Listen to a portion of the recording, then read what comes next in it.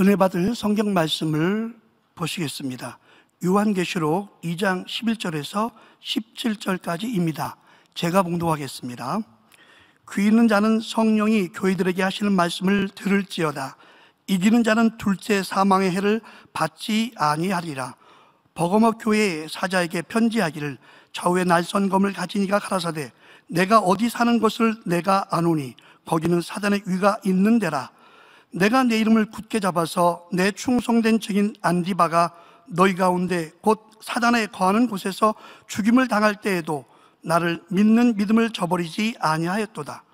그러나 내게 두어 가지 책망할 것이 있나니 거기 내게 발람의 교훈을 지키는 자가 있도다. 발람이 발락을 가르쳐 이스라엘 앞에 올무를 놓아 우상의 제물을 먹게 하였고 또 행음하게 하였느니라. 이와 같이 내게도 니골라 당의 교훈을 지키는 자들이 있도다. 그러므로 회개하라. 그리하지 아니하면 내가 내게 속히 임하여 내 입의 검으로 그들과 싸우리라. 귀 있는 자는 성령이 교회들에게 하시는 말씀을 들을지어다. 이기는 그에게는 내가 감추었던 만나를 주고 또 흰돌을 줄 터인데 그 돌 위에 새 이름을 기록한 것이 있나니 받는 자밖에는 그 이름을 알 사람이 없느니라. 아멘. 영상으로 준비된 당회장님의 요한계시록 강의 버거모 교회 첫 번째 말씀을 듣겠습니다. 사랑하는 성도 여러분, 전 세계 및 전국의 지교회 성도 여러분, 지성전 성도 여러분, 전 세계 인터넷을 통해 예배 드리는 모든 성도 여러분, 시청자 여러분, 주님께서 일곱 교회에 주시는 말씀은 모든 시대, 모든 교회에 적용될 수 있습니다.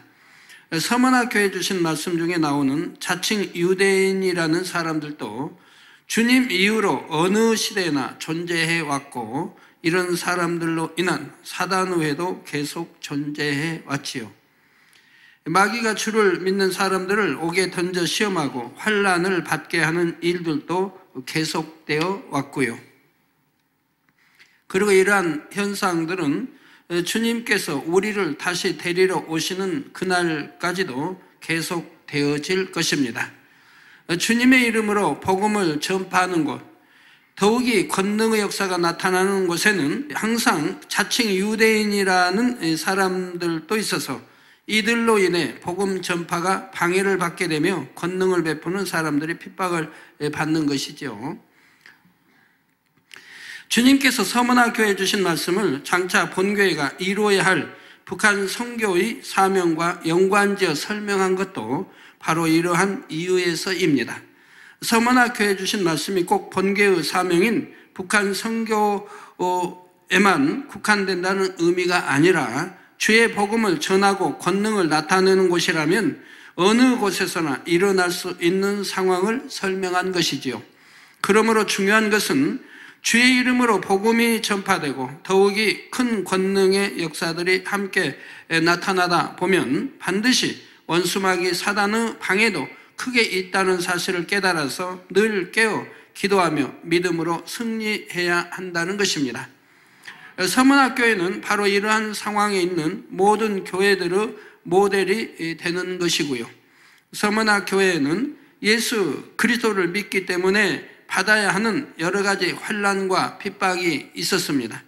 자칭 유대인이라 하는 자들의 회방도 있었고 마귀가 주는 시험 환난도 있었지요. 그런데 이러한 서머나 교회에 대해 주님께서는 죽도록 충성하라. 그리하면 내가 생명의 면류관을 내게 주리라는 권면의 말씀을 주십니다. 주님의 이름으로 고난을 받았고 또 앞으로도 마귀로 인해 시험 환난을 받게 될 그들에게 내가 너희의 수고를 다 안다. 조금만 더 참고 인내해라. 이렇게 위로의 말씀을 하신 것이 아니었지요. 오히려 더 충성하되 죽도록 충성하라 말씀하셨다는 사실입니다. 그것은 서문학교회가 더 큰 축복과 상급을 받을 수 있도록 하시기 위한 것이었지요. 서문학교회가 주의 이름으로 받았던 모든 시험과 환난과 핍박은 반드시 그들에게 축복과 상급이 됩니다. 하지만 단지 시험 환난과 핍박을 잘 견뎌내고 승리하는 것만으로는 하나님 앞에서 온전한 칭찬이 될 수가 없지요. 칭찬이란 마땅히 할 바를 했다 해서 받을 수 있는 것이 아닙니다. 자신이 해야 할 것 이상으로 넉넉히 넘치도록 이루어내었을 때 비로소 칭찬받을 자격이 있지요. 그런데 하나님의 자녀로서 주의 이름으로 핍박과 환난을 겪는 것은 어찌 보면 당연한 것입니다. 그래서 주님께서는 서머나 교회가 더 큰 축복과 상급을 받도록 하시기 위해 위로의 말씀보다는 죽도록 충성하라는 권면의 말씀을 주신 것이지요. 그런데 여기서 죽도록 충성한다는 것이 단지 눈에 보이는 육적인 충성만을 의미하는 것이 아니라 했습니다. 죄와 피 흘리기까지 싸워서 악은 모양이라도 벗어버림으로 나라는 것이 없고 오직 내 안에 진리인 하나님의 말씀만이 있어서 말씀대로 온전히 지켜 행하는 것, 이것이 바로 죽도록 충성하라는 말씀에 담긴 영적인 의미이죠.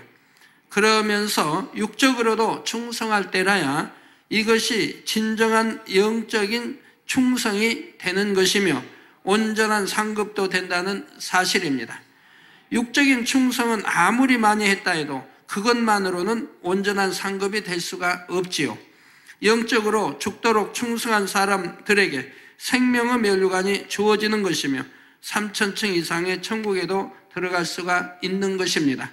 그러나 아무리 이러한 약속의 말씀이 있다 해도 듣는 사람 편에서 그 말씀에 귀 기울이지 않는다면 아무 소용이 없다는 사실입니다. 요한복음 10장 3절에서 4절에 문지기는 그를 위하여, 즉 목자를 위하여 문을 열고 양은 그의 음성을 듣나니 그가 자기 양의 이름을 각각 불러 인도하여 내느니라. 자기 양을 다 내어놓은 후에 앞서가면 양들이 그의 음성을 아는 고로 따라오되 한대로 오직 주님께 속한 양만이 목자 대신 주님의 음성을 알고 그 음성을 따라가게 되어 있지요. 이와 마찬가지로 성령 받고 하나님의 자녀가 되어 자기 안에 성령을 모시고 있는 사람은 성령께서 하시는 말씀을 듣고 따르게 됩니다. 11절 전반절에 귀 있는 자는 성령이 교회들에게 하시는 말씀을 들을지어다 하셨는데, 여기서 말씀하는 귀란 육의 귀가 아니라 성령 받은 하나님의 자녀로서 당연히 성령의 음성을 들을 수 있는 영적인 귀를 말씀하시는 것이지요. 여러분도 바로 이 영적인 귀를 가져야 합니다. 진실을 들을 수 있고 참을 분별할 수 있는 귀를 가져야 하지요. 우리를 모든 진리 가운데로 인도하시며 하나님의 마음과 뜻에 대해 알려주시는 성령의 음성을 들을 수 있는 귀가 필요합니다. 그래야 하나님의 말씀도 들을 수가 있는 것이며 말씀을 들었을 때 그 안에 담긴 영적인 의미도 깨달을 수가 있지요. 그런데 이렇게 하나님의 말씀을 듣고 깨달으며 성령의 음성을 들을 수 있는 영적인 귀는 마음 안에 악이 없는 만큼 더 밝아집니다. 다시 말해 악이 없는 만큼 더 밝게 들을 수 있는 영적인 귀를 가지게 되지요. 반면에 악이 있는 만큼 영적인 귀는 어두워져서 하나님의 말씀을 들어도 깨닫지 못하며 성령의 음성을 들을 수가 없습니다. 대신 사단의 음성을 들어가게 되지요. 그러나 아직은 비록 마음에 악이 있어서 성령의 음성을 밝히 듣지 못한다 해도 단에서 선포되는 하나님의 말씀에만 예와 아멘으로 순종해 나간다면 신속히 성령의 음성도 밝히 듣는 단계에 이를 수가 있습니다. 그렇게 되면 범사를 하나님의 말씀에 비추어 분별할 수 있는 능이 생기므로 어떠한 시험, 환난과 미혹도 이길 수가 있지요. 또한 세상의 어두움을 물리치고 비진리의 죄악들과 싸워 이길 수가 있고요. 바로 이처럼 하나님의 말씀에 따라 세상의 죄악들을 싸워버리고 진리 안에서 살아가는 사람을 가리켜 이기는 자라 말씀하고 있습니다. 여러분들은 다 이기는 자, 대부분 이기는 자이시겠죠? 그리고 이렇게 이기는 자는 둘째 사망의 해를 받지 아니하리라 하셨지요. 그러면 둘째 사망의 해란 무엇일까요? 둘째 사망이 있다면 첫째 사망도 있다는 말씀인데, 첫째 사망은 바로 사람의 유구 생명이 끝나는 육적인 죽음을 말합니다. 그리고 둘째 사망이란 바로 사람의 주인인 영혼이 꺼지지 않는 지옥불에 떨어지는 것을 말하죠. 계시록 20장 12절에서 15절에 보면 또 내가 보니 죽은 자들이 무론 대소하고 그 보좌 앞에 섰는데 책들이 펴 있고 또 다른 책이 펴졌으니 곧 생명책이라. 죽은 자들이 자기 행위를 따라 책들에 기록된 대로 심판을 받으니 바다가 그 가운데서 죽은 자들을 내어주고 또 사망과 음부도 그 가운데서 죽은 자들을 내어주매 각 사람이 자기의 행위대로 심판을 받고 사망과 음부도 불못에 던지우니 이것은 둘째 사망 곧 불못이라. 누구든지 생명책에 기록되지 못한 자는 불못에 던지우더라. 생명책에 기록되었어도 하나님이 지워버리시면, 즉 그 이름을 흐려버리면, 즉 지워버리면 생명책에 이름이 기록된 게 또 아니죠. 그래서 보면 또 내가 보니 죽은 자들이 모른 데서 그 보좌 앞에 섰는데 책들이 펴 있고, 복수로 나오죠. 책들이 펴 있고 또 다른 책이 펴졌으니 곧 생명책이라. 이게 책들이 펴 있고 또 다른 책이 펴졌으니 곧 생명책이라. 우리 믿는 자는 생명책 이름이 기록되어 있고 그에 의해 이제 상급 심판이 주어지고 또 다른 책, 생명책에 아닌 다른 책이 기록된 자들은 그 기록된 데에 대해서 기록되어진 대로 심판을 받게 되는 것이죠.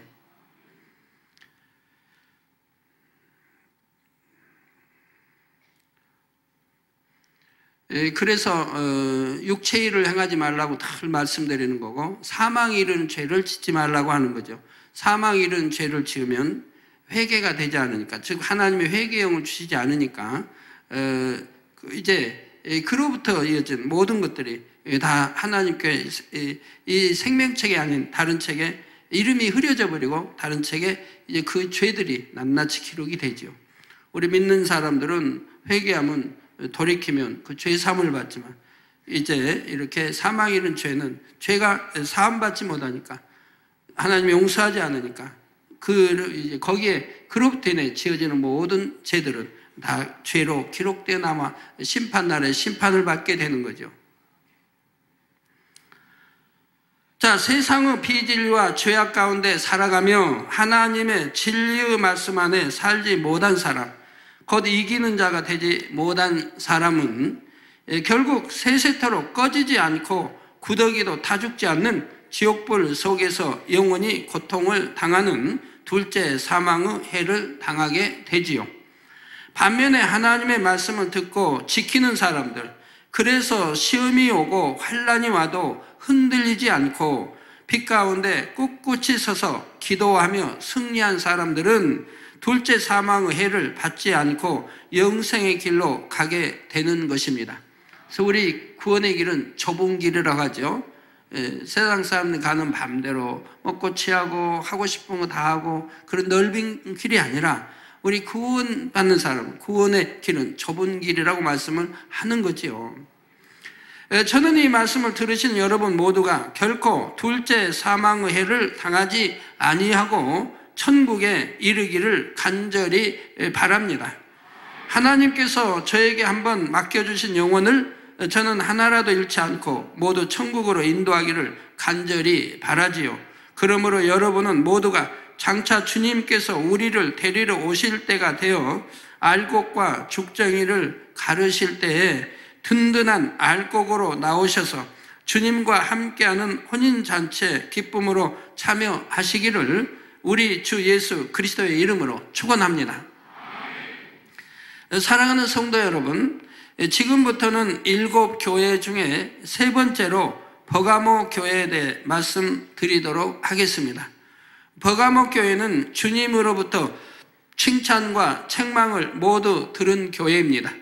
여러 가지 핍박과 어려움 속에서도 믿음을 지킨 것에 대해서는 칭찬을 받았으나 그들 중에는 사단의 유혹에 빠져 세상과 짝하고 잘못된 이단 사상에 이끌려 사망의 길로 가는 사람들도 있었기에 이에 대해서는 엄한 책망을 들었지요. 먼저 본문 12절에 보면 버가모 교회의 사자, 즉 버가모 교회를 담당하는 주의 종에게 편지하기를 좌우에 낯선 검을 가진 이가 가라사대 했습니다. 좌우에 낯선 검을 가진 이가 가라사대. 여기서 좌우에 낯선 검이란 하나님의 말씀을 비유한 것이죠. 히브리서 4장 12절에 하나님의 말씀은 살았고 운동력이 있어 좌우에 낯선 어떤 검보다도 예리하여 혼과 영과 및 관절과 골수를 찔러 쪼개기까지 하며 또 마음의 생각과 뜻을 감찰하나니 말씀했습니다. 그리고 이렇게 좌우에 낯선 검과 같은 하나님의 말씀을 가지신 분은 바로 예수 그리스도, 우리 주님이십니다. 요한복음 1장 14절에 보면 예수님은 말씀이 육신이 되어 이 땅에 오신 분으로서 말씀 자체이신 하나님과 근본 하나이시지요. 그러니 주님은 당연히 하나님의 말씀을 온전히 가지고 계신 분입니다.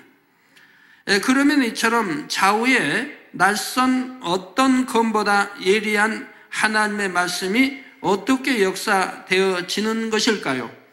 하나님의 말씀은 살아있어서 그 안에 생명이 있습니다.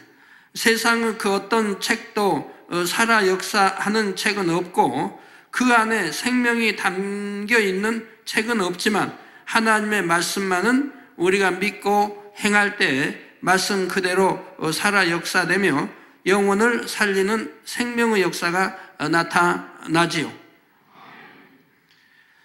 예를 들어 시편 37편 4절에 보면 또 여호와를 기뻐하라. 저가 내 마음의 소원을 이루어 주시리로다. 여호와를 기뻐하라. 저가 내 마음의 소원을 이루어 주시리로다. 마음의 소원을 이루어 주신다. 여러분 마음의 소원 없는 분이 어디 있습니까? 이 마음의 소원 응답받기 원하시면 여호와를 기뻐하면 되지 않겠습니까? 너무나 쉬운데도 그렇게 못하더라 이 말입니다. 좀 시험과 환란이 오고 핍박을 받으면 얼굴에 그냥 주름이 잡히고 굉장히 힘들어하는 그런 얼굴로 바뀌죠. 기쁨도 없고 감사도 없고 천국의 소망도 없는. 여호와를 기뻐하라. 저가 내 마음의 소원을 이루어 주시리로다. 그렇기 때문에 우리가 믿음 생활 잘해서 신속히 영으로 들어가고 그리고 온영으로 들어가서 여호와를 기쁘게 해드리면 바로 마음의 소원도 이루어진다는 얘기죠. 여러분이 이 말씀을 진정 마음에서 믿는다면 이 말씀에 따라 하나님을 기쁘시게 할 것이 무엇인가를 찾아서 행해 보시기 바랍니다. 히브리서 11장 6절에 하나님께서는 믿음을 기뻐하시고 잠언 11장 20절에 행위가 온전한 자를 기뻐하신다 했죠. 즉 믿음 내보이는 걸 기뻐하신다 이 말이에요. 믿음 내보이는 거를. 그래서 제가 많은 간증을 옛날에 또 저에 대한 간증을 해드렸지만 이걸 믿음으로 받은 분들이 얼마나 있습니까? 정녕 내게 양식 삼고 믿음으로 받은 분들이 얼마나 있어요? 또 그걸 믿음으로 받을 수 있는 분이 뭐 별로 없고요.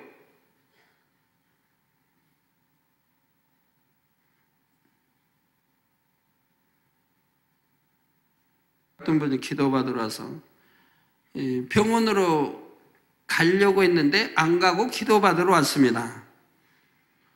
우선 아프면 병원 생각부터 하죠. 저는 조국하면서도 병원 생각을 안 했어요. 저희 가족도 다 마찬가지. 우리 머리 되는 일꾼들이 저와 함께 저 죽어가는 모습을 90년대 보았으니까 알죠. 가족도 저도 아무도 병원 말 꺼내지도 않고 제 머릿속에 생각 속에는 그런 게 있지도 않아요. 어떤 일을 당했어도. 이미경 이 목사가 제 둘째 딸이 교통사고를 당했어도 개척 전에, 또 이미영 이 목사가 개척 전에 산기도 신학교 다니는데 산기도 다녀오니까 이제 여름 방학 끝나고 학교 가야 할 날이 바로 얼마 안 남았는데 온 몸이 아주 악창으로 아주 있는 거예요. 온몸이 막 부스러기로 하고, 몸을 그 더운 여름에 뭐 선풍기가 있습니까? 에어컨이 있습니까? 방 하나에서 산기도 또 금식하고 내려와 보니 온몸이 그냥 부스러기가 다 쪄가지고 몸을 움직이는 움직여지는 사이사이에 피들이 막 흘러나오는 거예요. 그래도 뭐 병원 생각해보지 않았어요. 그것도 집에서 지키는 기도 원장도 마찬가지고. 또 이수진 목사 셋째 딸 뇌출혈로 쓰러졌을 때도 그때도 역시 그랬고요. 바로 이 믿음이라 이 말이에요. 이 믿음이 있기 때문에 하나님을 기쁘시게 해드릴 수 있는 겁니다. 그러니까 어떠한 불가능도 가능으로 되어졌고, 할 수 없는 일이 할 수 있는 일로, 할 수 있는 일은 더 잘 되고, 이렇게 되어졌던 걸 봐요. 그래서 믿음에는 불가능이 없다는 게 뭐 100% 저는 이미 있기 때문에 무엇이나 믿음의 눈으로 보고 믿음으로 한다 이 말입니다. 그러니까 어떤 세상 방법 취하지 않고 사람 의뢰하지 않냐고 어떤 거 하지 않냐고, 오직 하나님, 전지전능하신 하나님, 무엇이나 하실 수 있는 하나님께 믿음으로 다 맡긴다 이 말입니다. 그러니까 뭐든지 믿음대로 된다 이 말입니다. 이렇게 여러분이 늘 듣고 또 제 체험과 많은 걸 해도 여러분이 막상 그런 일을 당할 때는 믿음이 오지를 않더라 이 말이에요. 할 수만 있다면 세상에 의존하고 세상에 하려고 하고, 저는 세상에 의존하면 피 흘리는 거 아무것도 아니에요. 지혈시키면 돼요 가서. 그렇지만 의존하고 싶다. 왜? 만군의 하나님의 우리 아버지가 되시고 내 주인이 되시고, 그분은 못하실 리 없다는 걸 늘 기도하는 입술이 어떻게 해서 무슨 일을 당하니까 세상에 의지하겠습니까? 그러면 그동안 기도했던 것이 거짓말이 돼버리죠. 그러니 차라리 죽음을 택하지 그린 못하겠다 이 말입니다. 내가 하나님 믿습니다. 전지전능하시고 무엇이나 하시는 하나님 기도는 해놓고 그런 일을 당하니까 세상에 의존한다면, 내가 하나님 믿었다는 믿음 고백이 다 뭐냐 이 말입니다. 다 거짓말이 돼버리죠. 그러니 차라리 죽음을 택하지 그리 할 수는 없다 이 말. 이게 참 믿음이라 이 말. 이런 믿음을 하나님께 내보인다면 불가능이 어디 있겠고, 그 믿음대로 안 될 일이 어디 있겠느냐 이 말이에요. 그래서 히브리서 11장 6절에 하나님께서는 믿음을 기뻐하신다고, 에녹은 믿음으로 하나님을 기쁘시게 했다 했죠. 그래서 죽음을 보지 아니고 산채로 들림을 받았지 않습니까? 또 잠언 11장 20절에 행위가 온전한 자를 기뻐하신다. 행위가 온전한 자. 잠언 12장 22절에 진실이 행하는 자를 기뻐하신다 했고, 진실이 행하는 자를 기뻐하신다. 잠언 15장 8절에서는 정직한 자의 기도를 기뻐하신다. 여러분이 정직히 봐요. 정직하게 행하고 정직하게 속이지 않냐고. 내게 지금 어떠한 내가 만약에 속이지 않는다면 몇 억의 손을 본다 해도 그래도 속이지 않냐고. 몇 억 손에 가는 거하고 내가 속여서 거짓말쟁이 되는 거, 거짓말하는 자가 되는 거하고, 당장 유익을 위해서 몇 억에 몇 천에 수입이 있다면 그냥 잠깐 뭐 속인다 이런 게 아니고, 정말 몇 억이 왔다 갔다 한다 해도 내가 속이지 않는 정직한 자라면, 이런 정직한 자의 기도를 하나님이 기뻐하신다 이 말입니다. 하나님이 기뻐하시면 되는 거지요. 하나님은 사랑하고 하나님 사랑받으면 되는 거고요. 더군다나 하나님 기뻐하고 하나님 기쁨이 된다면 더군다나 다 되는 거라 이 말입니다. 아니 될 게 뭐가 있습니까? 바로 여러분이 이와 같이 행할 때 하나님께서는 여러분을 기뻐하실 것이고, 그렇다면 분명 여러분의 마음의 소원을 들어주시지요. 이처럼 하나님의 말씀이 살아있다는 것을 체험하게 되는 것입니다. 그런데 이렇게 살아있는 하나님의 말씀이 혼과 영과 및 관절과 골수를 찔러 쪼갠다고 했습니다. 우리 인간은 아담의 범죄 이후 영이 죽어 혼 속에 갇혀 있었는데 주님을 영접하여 성령을 받으면 죽었던 영이 살아나지요. 이게 죽었다고 하는, 영이 죽었다고 하는 것은 생명이었는데 죽음으로 육으로 돌아왔죠.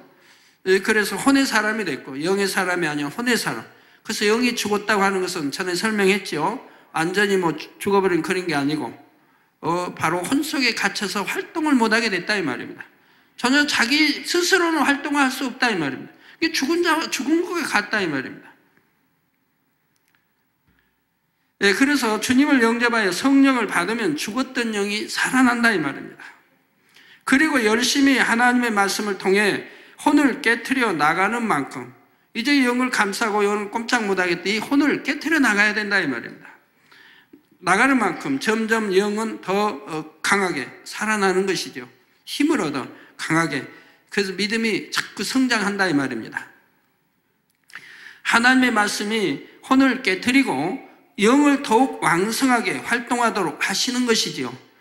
그러면서 관절과 골수를 찔러 쪼개게 되는데 관절이란 골수란 여러분들 골수 다 찔러 쪼개서 어떻게 됐습니까? 아프시던가요? 관절이란 육적으로 뼈와 뼈가 맞닿아 있는 부분입니다. 뼈와 뼈가 맞닿아 있는 부분을 관절이라고 한다 이 말입니다. 그렇다면 하나님의 말씀이 어떻게 이 관절을 찔러 쪼갠다는 것일까요? 여기서 말씀하신 관절이란 영적으로 여러분이 스스로 만들어 놓은 틀을 의미합니다. 스스로 만들어 놓은 틀.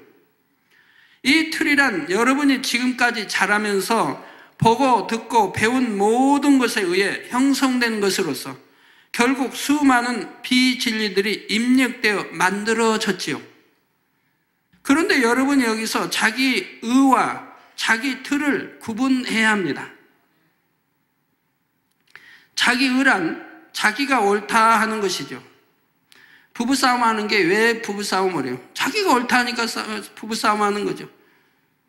결혼 전에는 자기가 옳다 하지 않거든요. 왜? 상대를 사랑하니까. 여자는 남자를, 남자는 여자를 너무 사랑하니까 뭐 웬만하면 쳐주고 상대의 마음에 맞춰주려고 해요. 자기가 옳다고 안 하거든요. 그러니까 서로 마음에 쏙 들고 저 사람과 내가 결혼하면 행복하겠다 하고 결혼했는데 결혼하고 나니까 완전히 달라지더라 이 말이에요. 그때는 자기 의가 나온다 이 말이에요. 특히 남편은 남편 의가 나온다 이 말입니다. 내가 남편이니까 아내는 나를 섬겨야 되고 이 자기의 의가 먼저 나온다 이 말이에요. 나를 맞춰줘야 되고 나를 섬겨야 되고 내게 잘해줘야 되고. 그런데 그렇게 못할 때는 불편해지고 여러 가지 이제 다툼이 일어나죠. 자기 의란 자기가 옳다 하는 것이라 이 말입니다. 우리 교회도 마찬가지. 교회 모든 지교회 모든 교육자의 모든 것이 마찬가지. 자기가 옳다고 하는 자기 의 때문에 성도가 화평을 이루지 못한다 이 말. 성도가 화평을 이루지 못해요. 화평이 이루지 못하면 사단이 역사하고 교회가 부흥할 수가 없는 거예요. 자기가 옳다고 하는 자기 의라는 것이 없어져야 한다 이 말.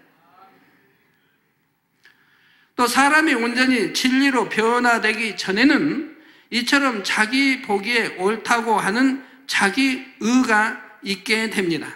진리로 변화되기 전엔 자기 보기에 옳다고 하는 자기 의가 누구나 있다 이 말입니다. 하지만 이러한 자기 의도 결국은 세상으로부터 입력된 비진리들로 인해 생겨났죠. 세상의 비진리를 마치 진리인 것처럼 잘못 알고 가르침 받으며 입력했기 때문에 자기 보기에 옳다고 하는 자기 의가 생겨나게 된 것입니다. 그런데 진리인 하나님의 말씀을 듣게 되면 그때부터 참된 진리가 무엇인지를 알아서 진리에 어긋나는 자기 의를 하나하나 발견하며 버려나가게 되지요. 그런데 이렇게 자기 의를 발견해 버리고자 해도 그것이 잘 안 되는 경우가 있습니다. 그것은 이미 자기 의가 굳어지면서 자기 틀을 만들어 놓았기 때문입니다. 다시 말해 자기 틀이란 자기가 옳다고 하는 자기 의가 나름대로 체계가 잡혀 굳어진 것이라 할 수가 있습니다. 자기 의가 이제 각자 나름대로 다 달라요. 나름대로 체계가 잡혀서 굳어져 버렸다 이 말이에요. 그래서 어떤 사람은 성격 자체가 틀이 되기도 하고 어떤 사람은 자기가 알고 있는 지식 자체가 하나의 틀이 되어 버리기도 하지요. 어떤 사람은 교양이 틀이 되기도 하고 교양도 마찬가지예요. 자기가 어떻게 배워서 입력시켜 성장했느냐에 따라서 자기 교양이 옳은 걸로 알죠. 그래서 교양도 자기가 옳다고 하면 안 되죠. 그래도 옳은 게 있어요. 옳은 게 있는데 세계를 두루 다니다 보면 나라마다 교양이 다르더라 이 말이에요. 나라마다 교양이 다르더라. 내가 옳다고 하는 교양이 다른 나라에 가서는 전혀 옳지 않는 것도 얼마든지 있더라 이 말입니다. 그러니 내 교양만 옳다고 주장할 것도 못 되는 거죠. 예를 들어 악수를 해도 그래요. 악수는 자꾸 좀 적당히 이렇게 하는데도 어디는 가면 악수하면 막 흔들어야 돼요. 상대가 자꾸 반갑다고 흔드니까 따라 흔들어야지 어떻게 해요. 그런 나라 가보면 그분만 그런가 보면 다른 사람도 대부분 또 그날은 또 그래요. 잡으면 그냥 어떤 사람 살짝 끝만 다 이게 나라마다 달라요 이런 것도. 그러니까 우리가 배운 어느 이제 대중적인 교양이 있지만 또 나라마다 그런 것도 다른 걸 볼 수가 있고 인사법도 다 다르지 않습니까? 해외에서 오시면 대부분 저에게 반갑다 인사하면 어떻게 해요? 악수하기 전에 먼저 끌어안지 않습니까? 반가우면 한쪽에 딱 끌어 이렇게 하고 그 다음에 바꿔서 또 얼굴 이렇게. 대부분 인사법이 그거예요. 해외에서 와서 저에게 인사하면. 그 다음에 악수를 해도 되라. 먼저 악수하고 끌어안는 게 아니고 그냥 반갑다고 먼저 끌어안고 양쪽 딱딱 이렇게 하고 그리고 악수를 하든 인사만 하고. 그래서 이렇게 다 다르고 또 교양을 넘어서 반가울 때는 또 다르고 다른 걸 봐요. 그러니까 어느 틀을 만들었고 그것만 옳다고 주장해도 안 되는 것이라 이 말이에요.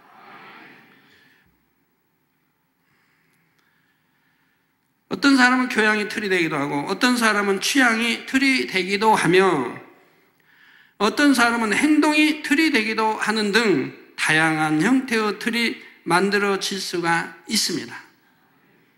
그러나 그 틀 중에도 또 기본은 있죠. 예를 들어 설명하자면 어떤 사람은 영의 사람은 이런 것이다 하고 나름대로 자기의 틀을 가지고 있습니다. 그런데 이 틀이 만들어지기까지는 자기가 보기에 옳다고 생각하는 많은 것들, 즉 자기의가 쌓여왔지요.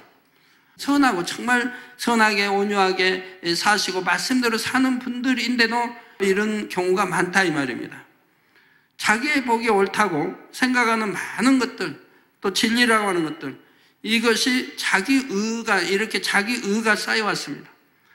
이러한 자기의들이 쌓여지다 보면 그것을 바탕으로 영의 사람에 대한 자기 틀이 생겨나게 되었다는 말입니다.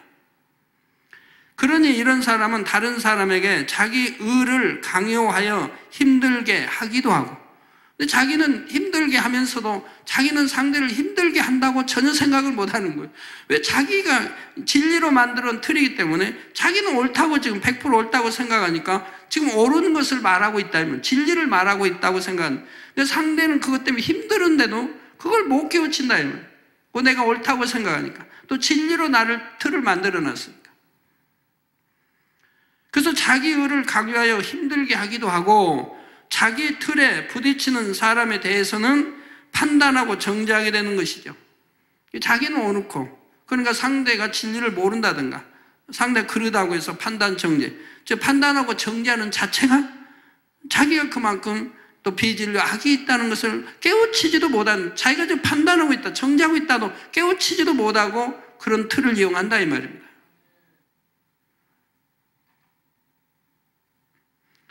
그렇기 때문에 그런 분들은 아무리 영으로 들어갔다 해도 모든 사람과 화평을 이루지 못한, 모든 사람과 더불어 화평을 이루어야 되는데 화평을 이룰 수가 없다 이 말이에요. 간혹 어떤 사람은 비록 자기 안에는 틀이 강하게 굳어져 있음에도 겉으로는 다른 사람에게 자기 의를 주장하지 않으며 별로 부딪히지도 않는 것 같아 보이는 경우가 있는데, 대신 이런 사람은 다른 사람의 말이나 권면에 대해서도 자기 틀로 강하게 막고 있기 때문에 결국 자신의 모습을 발견할 수 없어서 변화되기도 어렵다는 사실입니다. 자기 안에 틀이 강하게 굳어져 있음에도 겉으로는 다른 사람 자기를 주장하지 않으며 별로 부딪히지도 않는 것 같아 보인다 이 말입니다. 그러지만 누구 다른 사람의 어떤 권면이나 또는 자기 틀로 강하게 일은 막고 있기 때문에 그런 것을 받아들이지 않는다 이 말입니다. 그래서 결국 자신의 모습을 발견할 수가 없다. 누구의 권면이든 받아들일 수 있어야 자기를 발견할 수 있는 건데 상대를 다 무시해버리니까 자기를 발견할 수 있는, 누가 자기를 발견케 하겠습니까? 자기를 발견케 할 사람은 자기보다 강한, 더욱 권세와 능력이 있는 권능자로부터 지적을 받을 때야만이 그때야 깨어질 수가 있다 이 말이에요. 그것도 처음부터 깨어지는 게 아니에요. 많은 대화를 통해 깨우침을 주고 잘못 이런 것들이 또 필요하죠. 그러니 그런 자기보다 더 높은 영적 권세자와 이런 권능자와 대화하기가 쉽지 않기 때문에 자기 틀을 발견한다고 하는 것이 너무 어려운 거예요. 그래서 이런 분들은 그냥 수년을 또 허송세월해야 돼요. 하나님 사랑한다면서. 그래서 늘 교육이라는 게 있는 거고요. 교육을 통해서 나의 말로 받아들이고 은혜를 받으면 자기를 발견할 수 있는 이런 시간들이 있지 않습니까? 그러니 이러한 자기 틀은 어떻게든 깨트려 버려야 하지요. 그것은 오직 하나님의 말씀으로만 가능한 일입니다. 때로는 자기 틀이 너무 강하여 하나님의 말씀이 좀처럼 들어갈 틈이 없는 사람도 있지요. 그러나 하나님께서는 강제로 마음문을 열게 하셔서 말씀이 들어가게 하시지는 않습니다. 그것은 공의에 어긋나기 때문이지요. 나라를 경영하는 이런 분들이 이런 자기의와 틀이 없다고 한다면, 모든 사람 말을 경청하고 들을 수 있는 그런 분들이 있다고 하면 나라의 경영도 참 잘 되어질 거예요. 근데 자기가 옳다고 딱 고집하는 것은 그건 끝까지 옳기 때문에 누구 말도 듣지 않게 되고, 분명히 틀리다고 주변에서 아무리 외쳐도 귀에 들어오지 않고 자기만 옳다고 하는 주장만 내세우게 되는 것이라 이 말이에요. 그 중에 또 강한 사람들이 있죠, 틀이. 그러니까 국민과 언론의 지탄을 받아도 자기는 옳은, 내가 뭐 잘못했느냐, 내가 뭐 잘못한 게 있냐, 누구 말을 받아들이지 않는다 이 말이에요. 잘못했다고 하면 그걸 심사숙고 해봐야 된다. 그리고 왜 잘못했다고 지금 하는지 이런 걸 받아들여야 되는데 받아들이지 않고 내가 생각하고 내가 말한 이것은 옳다고 하니 받아들이지 않으니 다 옳은 것이죠, 자기 말이. 예, 누구나 다 하나님께서 강제로 마음문을 열고 하나님의 말씀이 들어가게 하신다면 원수마귀 사단이 그것은 공의에 맞지 않다고 당연히 송사하지 않겠습니까? 자기 스스로가 조금이라도 마음의 문을 열고 말씀을 받아들일 때라야 하나님의 말씀이 들어갈 수 있는 것이고, 이것이 바로 공의라는 사실입니다. 따라서 자신에게 틀이 있음을 인정하고 겸비한 자세로 마음의 문을 열어 하나님의 말씀을 받아들일 자세가 되어 있다면 아무리 단단한 틀이라 해도 결국은 하나님의 말씀으로 깨트려 나갈 수가 있지요. 다음으로 하나님의 말씀은 골수를 찔러 쪼갠다 하셨는데, 골수란 육적으로 뼈의 내부에 있는 조직으로서 영적으로는 세미하면서도 뿌리 깊게 박혀있는 죄악을 의미합니다.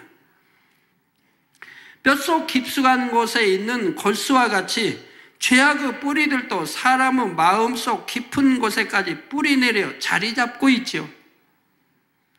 그러므로 골수란 다른 말로 표현하자면 마음속 깊은 곳에 내재되어 있는 악이며 본성 속의 악 또는 기 속의 악도 여기에 해당한다 할 수가 있습니다.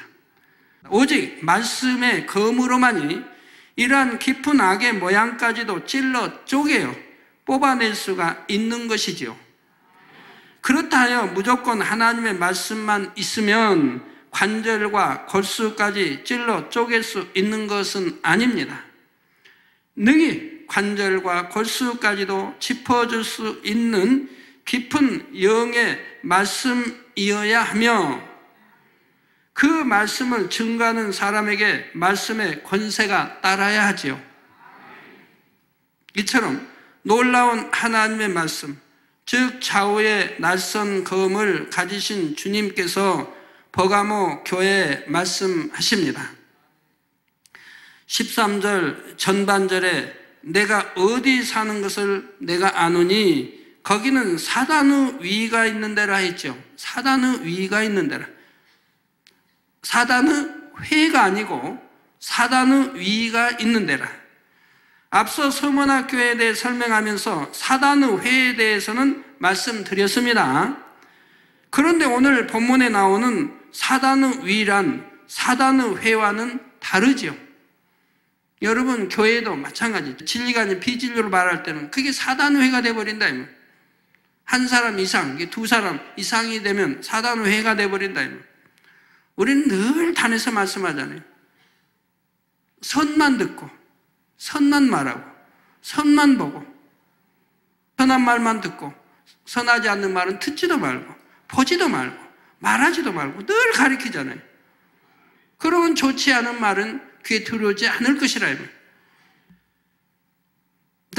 근데 이건 사단의 회가 아니고 오늘 본문에 나오는 사단의 위란 사단의 회와는 다릅니다. 사단의 위란 사단이 임해 있는 상태를 가리킵니다. 이는 육적으로 볼 때 당시 버가모 교회가 위치해 있는 곳이 우상들로 가득 차 있던 상황을 말씀하신 것이지요. 버가모는 당시에 소아시아에서 가장 중요한 도시 가운데 하나로서 정치와 학문의 중심지였는데 그러면서 동시에 사치가 난무하고 많은 우상을 숭배하는 도시였습니다. 로마의 지배하에서는 황제 숭배도 심했지요. 버가모에는 제우스 신전을 비롯하여 디오니소스 신전, 아데네 신전, 아스클레피오스 신전을 비롯하여 로마 황제 숭배를 위한 세계의 거대한 신당 등 갖가지 우상 숭배 신전들이 가득 차 있었습니다. 그 중에 특히 아스클레피오스 신전은 뱀을 섬기는 신전이었죠. 계시록 12장 9절 전반절에 큰 용이 내어 쫓기니 옛 뱀, 곧 마귀라고도 하고 사단이라고도 하는 온 천하를 꿰는 자라 말씀한 대로 뱀은 곧 사단을 상징하지요. 이처럼 버가모 교회가 위치해 있던 버가모는 사단의 위가 있는 곳이었기에 주님께서는 이러한 환경 가운데서 신앙생활하는 버가모 교회를 향해 내가 어디 사는 것을 내가 아노니 거기는 사단의 위가 있는 데라 하신 것입니다. 그러니 이런 곳에서 신앙생활을 하는 성도들이 얼마나 심하게 핍박을 받았겠습니까? 그래서 주님의 충성된 증인이었던 안디바도 그곳에서 순교를 당하게 되지요. 13절 후반절에 내가 내 이름을 굳게 잡아서 내 충성된 증인 안디바가 너희 가운데 곧 사단에 거하는 곳에서 죽임을 당할 때에도 나를 믿는 믿음을 저버리지 아니하였도다 했습니다. 내 이름을 굳게 잡아 내 충성된 증인 안디바가 너희 가운데 곧 사단에 거하는 곳에서 죽임을 당할 때도 나를 믿는 믿음을 저버리지 아니하였다 그랬습니다. 그러나 우리는 한번 보세요. 전에 제가 피 흘려서 이렇게 죽어갈 때, 피 흘려 죽어갈 때, 무려 수백 명이 교회를 떠났습니다. 수백 명이 교회를 떠났어요. 더군다나 내 기도받고 사랑하는 가족이 대가족인데 그들이 몽땅 떠났어요. 그들은 미혹을 받아 떠나고. 그러면 그들이 떠난 이유가 뭡니까? 하나님이 함께한 종이라면, 권능이 하나님이 함께한 종이라면 어떻게 저렇게 죽어가겠느냐? 피 흘려 죽어가겠느냐? 그러고 떠났어요. 우리 98, 99년에도 보지 않습니까? 내가 죽은 것도 아닌데. 그러나 여기에는 이렇게 사단을 거하는 것에서 죽임을 당할 때도 나를 믿는 믿음을 저버리지 아니했다 이 말입니다. 자, 그렇다면 안디바는 어떤 인물이었고 과연 어떻게 순교에 이르게 된 것일까요? 여기에 대해서는 다음 시간에 계속해서 살펴보겠습니다. 사랑하는 성도 여러분, 시편 19편 10절 말씀에 보면 시편 기자는 하나님의 말씀에 대해 금 곧 많은 정금보다 더 사모할 것이며 꿀과 송이꿀보다 더 달도다 노래하고 있습니다. 금 곧 많은 정금보다 더 사모할 것이며 꿀과 송이꿀보다 더 달도다. 하나님의 말씀이 힘들고 어려운 것이 아니라 많은 정금보다도 더 사모되며 먹으면 먹을수록 더 먹고 싶어지는 꿀과 송이꿀보다 더 달다 고백하고 있지요. 여러분이 하나님의 말씀을 이처럼 사모하고 마음에서 달게 받는다면 성결되는 것이 결코 어려운 것이 아니며 오래 걸리지도 않을 것입니다. 물론 하나님의 말씀은 날선 검과 같아서 혼과 영과 및 관절과 골수를 찔러 쪼갤 때 때로는 아픔과 고통이 따를 수도 있습니다. 이 아픔과 고통을 계속 변화되지 않으니까 듣고 흘러버리니까 계속 찌르지요. 시간. 그럼 아픔과 고통이 너무 심해가지고 떠나는 분들이 더러 있죠. 하지만 여러분의 영혼이 죄악으로 인해 고통받고 관절과 골수가 결국 죄악으로 인해 썩어 들어가면서 받게 될 고통과 아픔을 생각한다면 하나님의 말씀의 검이 찔러 쪼개는 것은 오히려 시원하고 기쁨이 된다는 사실입니다. 그러니 하나님의 말씀을 정금같이 사모하고 송이꿀처럼 달게 여긴다면 어찌하든 말씀을 더 들으려 하겠고 열심히 받아 먹으려 하게 되지요. 이렇게 하나님의 말씀을 듣고 받아 먹어서 마음의 양식을 삼아 나갈 때 마침내 주님을 닮은 온전한 진리의 사람으로 변화될 수가 있는 것입니다. 그러므로 여러분 모두는 시편 119편 103절 말씀처럼 주의 말씀의 맛이 내게 어찌 그리 단지요. 주의 말씀의 맛이 내게 어찌 그리 단지요. 내 입에 꿀보다 더하니이다 고백할 수 있으시기를 바랍니다.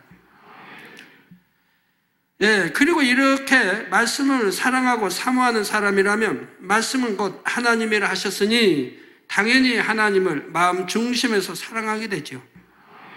이러한 여러분이 되셔서 살아 역사하시는 하나님의 말씀이 여러분의 삶 가운데서 풍성한 열매로 맺히시기를 주님의 이름으로 축원합니다. 들으신 말씀을 생각하시며 통성으로 기도하겠습니다. 할렐루야. 사랑의 아버지 하나님, 그 크신 사랑 감사합니다. 들은 모든 말씀이 생명과 능력이 되게 없어서 나에게 적용되는 말씀 무엇인지 깨우쳐서 육신의 생각, 자신의 의와 틀을 깨트리고 불같은 기대로 성령의 충만함을 입어서 성령의 음성을 밝히 들어 죽도록 충성하며 그 삶을 살아 생명의 면류관, 더 나아가 의의 면류관, 금면류관을 얻을 수 있는 아버지 하나님의 참된 자녀들이 될 수 있도록 역사하시고 인도해 주옵소서. 감사드리며 우리 주 예수 그리스도 이름으로 기도하옵나이다. 아멘. 영상을 통한 당회장님의 환자 기도를 받겠습니다. 아픈 분들은 아픈 곳이나 연약한 곳에 손을 얹고 기도받으시고, 아프지 않으신 분들은 가슴에 손을 얹고 마음의 소원을 위해 믿음으로 기도받으시기 바랍니다. 할렐루야. 전능하신 사랑의 아버지 하나님, 이 시간 기도받는 모든 성도님들 위해 안수하여 주옵소서.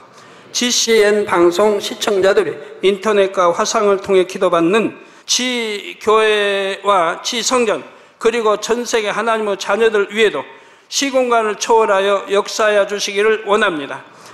믿어지는 믿음을 주시고 부정적인 생각과 의심의 세력을 물리쳐 주옵시며 모든 시험 환난도 물리쳐 주옵소서. 머리부터 발끝까지 오장육부 뼈 마디마디 온몸의 신경 조직 세포 등 아픈 곳마다 성령의 불로 태우시고 근본의 빛으로 역사하여 주옵소서. 예수 그리스도의 이름으로 명하노니 원수마귀 사단 모든 질병 균 연약함아 물러가라. 빛이 여임하라. 모든 불친 난치병도 성령의 불로 태워 깨끗하게 역사하여 주옵소서.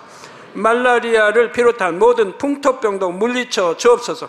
깨끗함을 입을지어다. 감기, 기침, 열, 몸살, 독감 등 각종 유행성 질병도 다 물러가라. 어떠한 유행성 질병 균도 틈타지 않게 지켜 주옵소서. 위암, 폐암, 간암, 유방암, 자궁암, 대장암, 피부암 등 각종 암과 에이즈, 백혈병, 뇌졸중, 고혈압, 저혈압, 심장병, 폐병, 위장병, 당뇨, 부인병, 피부병, 갑상선 질환과 모든 염증도 깨끗게 하여 주옵소서. 소아마비, 중풍, 관절염, 디스크도 온전케 하여 주옵소서. 요통, 두통, 신경통을 비롯한 모든 통증은 사라질지어다. 간질, 자폐증, 우울증, 조울증, 노이로제 등 모든 정신질환도 물러가라. 모든 마비된 것도 풀어지고 일어나 걷고 뛸지어다. 눈도 잘 보이게 하옵시고 귀도 잘 들리게 하여 주옵소서. 소경은 눈을 뜨고 기머거리는 들으며 벙어리는 말할지어다. 각종 사고, 후유증도 깨끗게 하시고 부러진 뼈도 붙여 주옵소서. 화상 입은 것도 온전케 하옵소서. 화기야 물러가라. 열도 물러가라. 아버지 흉터도 나지 않게 역사해 주시기를 원합니다. 마약을 비롯하여 각종 약물과 독극물 중독도 깨끗함을 입을지어다. 죽은 신경과 세포가 살아나며 죽은 자도 살아나게 하여 주옵소서. 잉태의 축복도 주시기를 원합니다. 잉태 축복을 받으라. 예수 그리스도의 이름으로 명하노니 원수마귀 사단아 하늘 공중 곳에 잡은 악의 영들아 물러가라. 그의 사자들도 물러갈지니라. 이 땅의 악한 영, 더러운 영, 거짓되고 간사한 영, 이간질하고 미혹하는 모든 어둠들은 물러가라. 모든 흉악의 결박을 풀고 어둠아 물러가라. 빛이 여임하라. 아버지 하나님, 부르짖어 기도할 수 있는 능력을 주시고 죄를 버리고 성결될 수 있는 능력을 주옵소서. 영혼이 잘됨같이 범사에 잘되게 하시고 가정의 복음화도 이루어 주시기를 원합니다. 한 주간도 모든 사고와 재앙으로부터 지켜주시고 불통이 없는 형통한 삶을 살 수 있도록 축복해 주옵소서. 성령의 불담으로 천군 천사와 주님의 불꽃 같은 눈동자로 모든 하나님의 자녀들과 가정, 일터, 사업터를 지켜주시기를 원합니다. 학생들에게 지와 명철을 더하시고 공부도 할 수 있는 뜨거운 마음과 열정도 더하여 주옵소서. 마음과 생각을 세상에 빼앗기지 않도록 지키시고 하나님을 뜨겁게 사랑하는 학생들로 축복하여 주옵소서. 하나님의 자녀들이 먹으나 마시나 입으나 무엇을 하든지 하나님 앞에 영광 돌리는 삶이 되게 축복하여 주시기를 원합니다. 나는 하나님을 만났노라, 체험했노라, 응답 받았노라, 축복 받았노라, 간증하는 입술이 되게 역사하여 주옵소서. 아버지 하나님 감사합니다. 홀로 영광 받으옵소서. 우리 주 예수 그리스도의 이름으로 기도하옵나이다. 아멘. 涙の中おらる主、愛の主、それは命与える救いの